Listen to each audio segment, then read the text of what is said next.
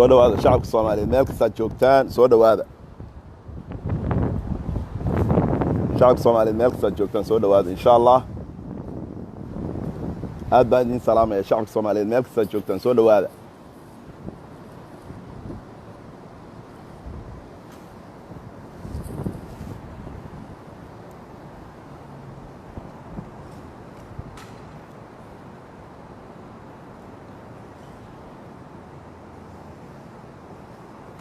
soo dhawaada shacabka Soomaaliyeed meel kasta joogtaan waa barnaamij aad u muhiima maanta dad ma soo qabanayo laakiin waa in yar oo digniina oo u diray shacabka Soomaaliyeed meel kasta joogtaan soo dhawaada insha Allah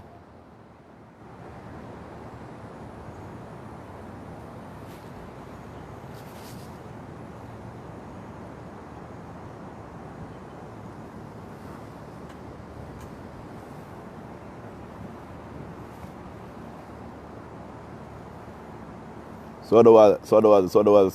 dhawaada barnaamijka share gareeya please share gareeya barnaamijka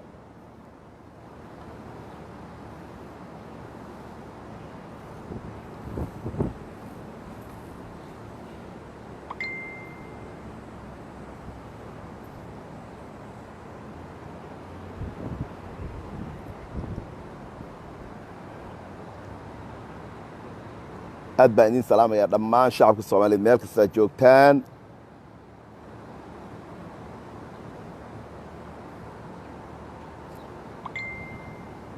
أنا أبتدي نعمة برينكي آد بانكو سلامة إنا برنامج كسي شير قراء إن شاء الله آد بانكو سلامة يا ربي هاكو كرامة يا ميلك سجوكتان شعبك الصوماليات سيداي برنامج إن شاء الله وبرنامج يرو كوبان تايم ما هيو مريكا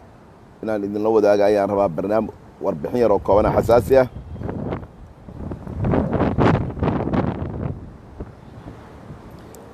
أوكي داقا برنامج تليفونكي كلا جورجو يلا لمبر كيغا 612-987-0074 و 612-987-0074 كاسا ديغا سو غراعسا اوكي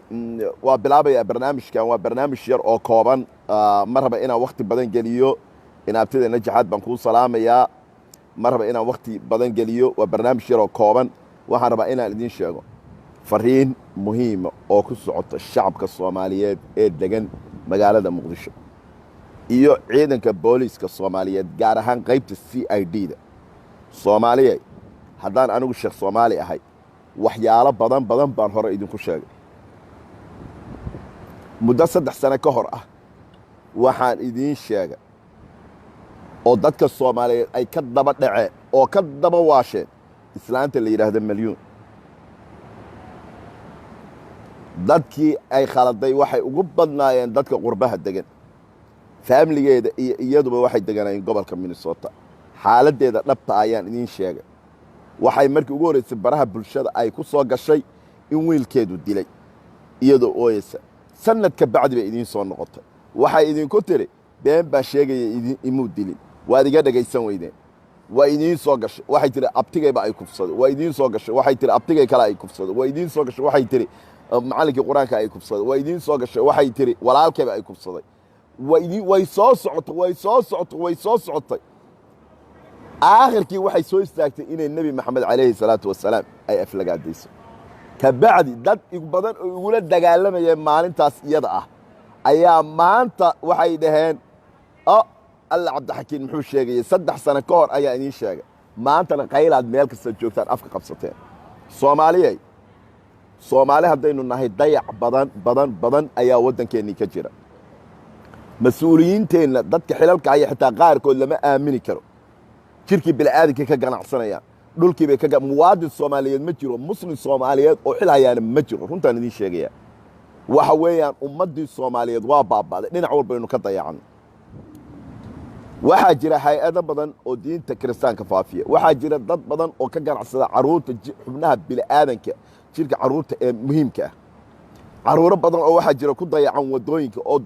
duruuf hayso oo aan ehel iyo cid ay leeyihiin ayna jirin sidaa darteed dalka Soomaaliya waa lagu soo duulay dad badan oo Soomaaliyeed oo waxaa jira damiirkoodu dhintay oo hay'ado shisheeye la shaqeeya magaalada Muqdisho waxaa ku sugan gabadha la yiraahdo Haana Abukar Soomaaliya dhagihiina fura oo reer Muqdisho dhagihiina fura waxaan idin leeyahay wallaahi maanta maalin aan ahayn ayaad garan doontaan jamhuuriyadda somalilan habeen madow baa laga soo saaray waad ogtihiin amnigooda dadkaasi say u ilaashadaan meesha dayaca badan ka jiro ee cid waliba ka adeegatay ee ka shoobigaraysa waa muqdisho waa caasimaddii wadnaha soomaaliyeed dadka reer muqdisho waa dad qalbi furan laakiin aan ogeyn daamajka iyo waxa lagu hayo fariin waxaan u dirayaa gabadhaasi arrimo badan ayay ku jirtaa mid waa mide waad aragteen dadka fiidiyooyada ay ka dubtay ay beenta ka samayso taas nin muran maanta ka qaba ma jirto waa ku wada jirtaan waana wada ogtihiin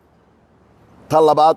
haano waxay la shaqaysaa dad carruurta jirkooda ka ganacsada xubnaha bini'aadanka ee muhiimka ah okay haano waa muwaadinad soomaaliyeed hana abukar malihi ha la dulmiyo ama malihi waxa lagu sameeyo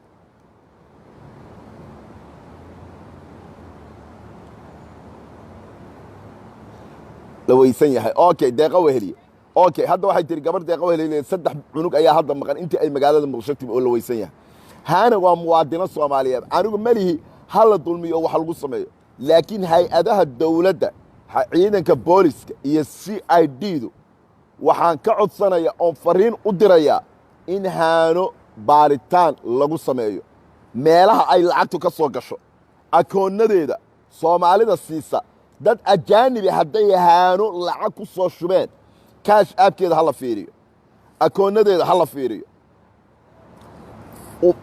taxadar gaara ha loo yeesho haano baaritaan dheer waa in ciidanka dawladdu habeenkii marka ay soconayso taleefoonkeeda inta qof ay la hadashay waryaara soomaaliya reer muqdisho dhagihiinna fura anigu maraykan baan joogaa dhib aan qaba haba yaraata ma jirto guri dheer baan deganahay guri aad u qurux badan baan deganahay nolol aad u fiican baan haystaa dhaqaale inay igu filan alxamdulilaahi rabbilcaalamiin oo weliba aan boqolaal qof wax ka taraan haystaa social media lacag kama sameeyo caan cid aan uga baahanay ma jirto maraykan iyo meel walba caan baan ka ah cid aan uga baahanay ma jirto laakiin waxaa idamqaya oon ogahay xaaladda dhabtaah ee jirta shacabka soomaaliyeed dawladda soomaaliyeed waajib baa saaran hoteelka ay hadda degan tahay magaciisa waxaa leeyahay DECELE hotel waxa uu ku yaallaa airbortka agtiisa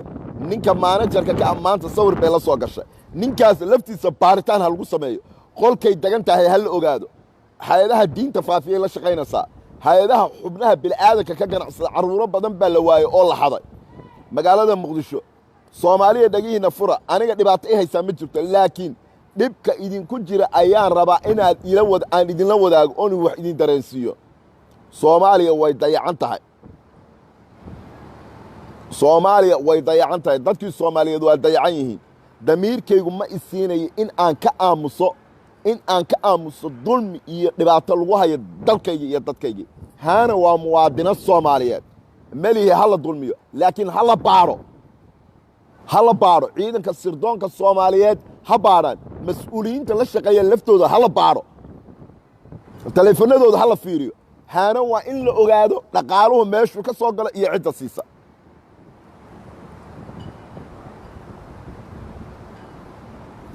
dawladdu waa inay ogaato dhaqaalahu meeshuu ka soo galo iyo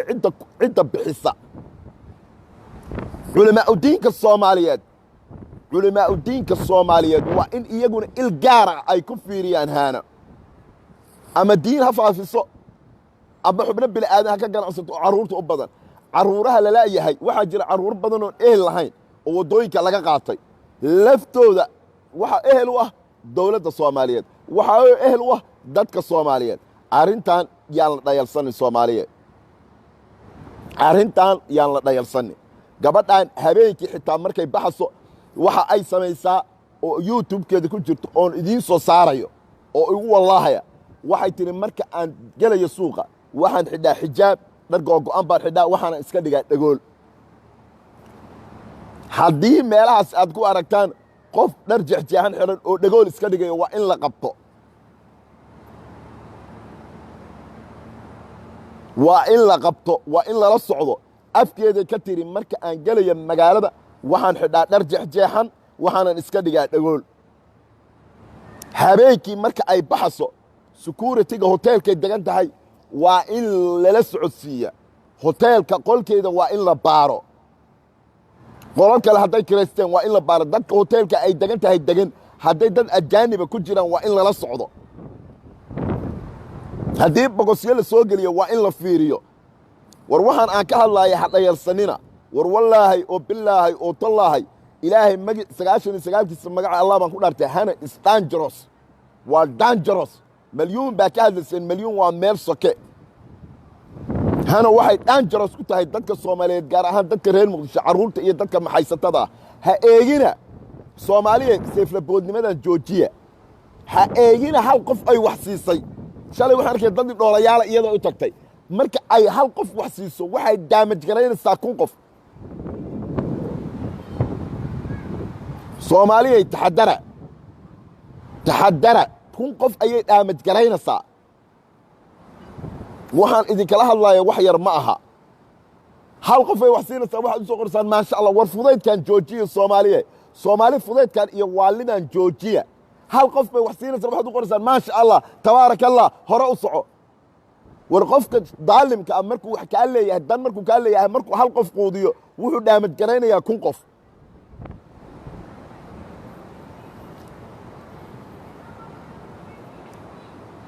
markuu qof quudiyo kun qof buu damage gareynaya caruurta aan eelka lahayn ee dayacan ee wadooyinka Muqdisho joogta hal laga warhayo gabadhan 6 bilood bay idinku soo maqan tahay 6 bilood dhaqaalaha baxaya xisaabiya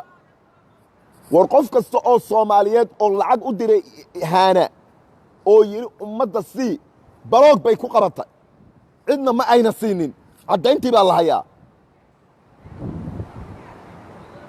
cadayntii ayaa la hayaa dadka reer Muqdisho ee walaalahay ahow taxadara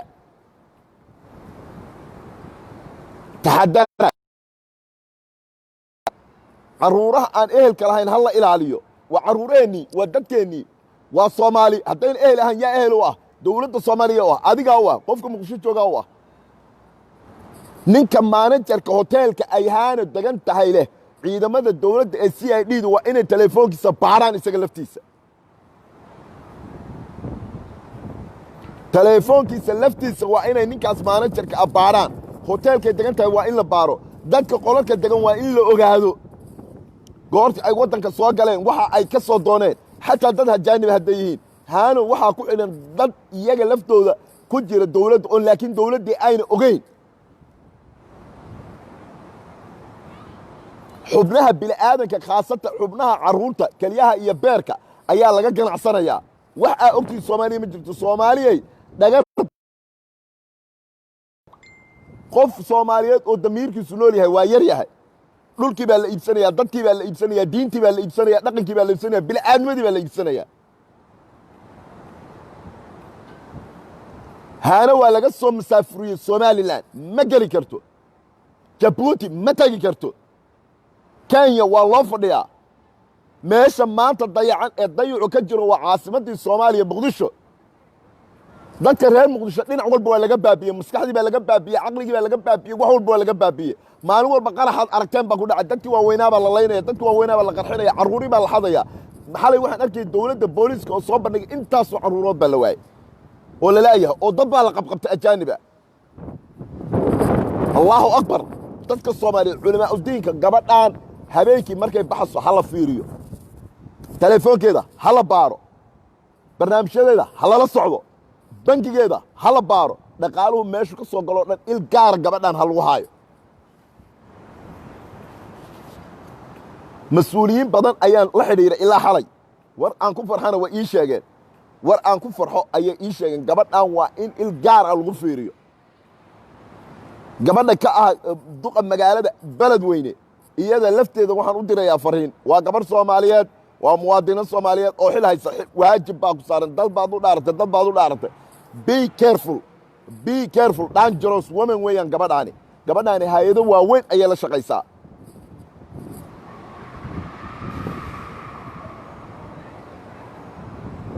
gabadhaan hay'ado waaweyn ayay la shaqaysaa haana abukar dadka ay ku xiran tahay waa dad waaweyn dad soka maaha xijaabkan iyo waxaan adkaysana aaminina caruuraha laga warhayo wixii la waayo magaalada ee ribood booliisku gabadhaas waa inay il gaar ku hayaan akoonadeeda bangiga iyo cidda lacagta siisa soomaalidii dhaqaalaha siiyo qofka soomaaliya fiiraya tusaale qofka soomaaliyeed ee ugu badan 200 500 buu bixin karaa inta u dhaxaysa dadkaasi waxay 500 ama 200 u bixiyaan donation inay siiyaan qof baahan oo miskiin ah laakiin dadkaasoo dhan way baloog garaysay baloog bay gelisay baloog list bay dadkaasoo dhan ku qabatay markay ku qabatay okay hay-adaha gaalada ah ee kumaankunka akoonkeeda ku shubaya 50 kun 60 kun 20 kun ku shubaya waa in la ogaado bangiga lacagta bangiyadeeda Yurub waa in la soo ogaado cidda la socotay falaydka la raacsan waa in la ogaado guri hoteelka markay ka baxso dhar jeexjeexan bay gashanaysaa hoteelka markay ka baxso dhar jeexjeexan ayay gashataa dhagoolo way iska dhigtaa arrintaas Soomaaliya il gaara ku fiiriya arrintaas ha laga warhaya halana ogaado ummadda Soomaaliyeed meel kasta joogaan waxaan ugu baaqayaa dhammaan mas'uuliyiinta Soomaaliyeed dad badan oo madaxan la xiriira ilaa xalay kamana seexanay inta ay joogto dhan waan la hadlayaa arrintaas hala baaro ciyaalkaasna ha laga warhayo wixii magaalada Muqdisho caruur la qaato ama la waayo ama meelaha diimaha lagu faafinayo caruuro la xadayo ha laga warhayo waxaas oo dhan culimaa diinka Soomaaliyeed ciidanka nabadgelyada Soomaaliyeed meel kasta joogaan haana taxadar badan ha laga muujiyo aad baan idin salaamayaa baaritaan badan ha lagu sameeyo hana la daba galo qof kasta oo meel joogto ii soo sawira ama ii soo duubana waxaan u soo dhigayaa xawaalada lacagtiisa telefoon numberkiisa ha ii soo qoro qof alla iyo qofkii ila shaqeeyay ahaana daabagalkeeda ka shaqeeya waxaan u soo dirayaa dhaqaale my phone number waa 612 987 0074 waa 612 987 0074 numberkaas ama facebookaygaan igala soo xidhiidha hadduu ilaahay yidhaahdo qof alla iyo qofkii information ii soo gudbiya oo Muqdisho jooga abaalmarin baan siinayaa culimaa diinka Soomaaliyeed waa in il gaara lagu fiiriyo il gaar ah waa in gabadhaas lagu fiiriyo aad baan idin salaamayaa السلام عليكم ورحمة الله وبركاته